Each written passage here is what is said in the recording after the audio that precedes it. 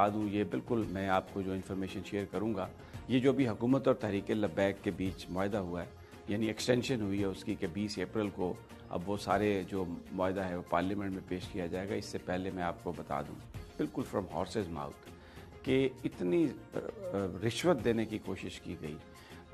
ये कहा गया कि आप जितने पैसे लेने हैं आप ले लें।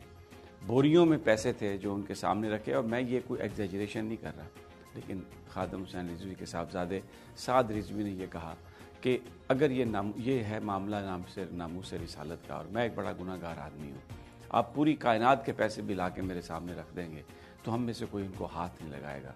हमें सिर्फ अपने आका की नामूस के लिए आपके साथ जो वायदा है वो आपको अमल दरामद करना होगा। आपको कोई तकलीफ़ है, हम पाकिस्तानी हैं, हमें इस बात का एहसास है, आप हमें बता दें। उन्होंने कहा फैटफ का इजलास है, फ़लाँ चीज़ें हैं, हम उसमें बड़ी मुसीबत में फंस जाएंगे।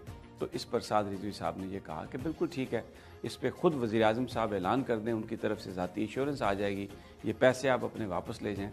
हमें ना डराने की कोशिश करें, ना रिश्वत देने की कोशिश करें, क्योंकि पुलिस भी बहुत भेजी थी, लेकिन वो शख्स जो है साद रिजवी बिल्कुल मामूली सा भी उसके कदम नहीं डगमगाए। और 3 दिन और 4 रातें जो हैं ये बड़ी हेक्टिक नेगोशिएशंस होती रहीं, उसमें पीटीआई के लोग भी थे। शेख रशीद साहब को मैं कहता हूँ कि अगर ये मैं बात गलत कह रहा हूँ तो वो इसको बयान कर दें, इसकी तरदीद कर दें, वो भी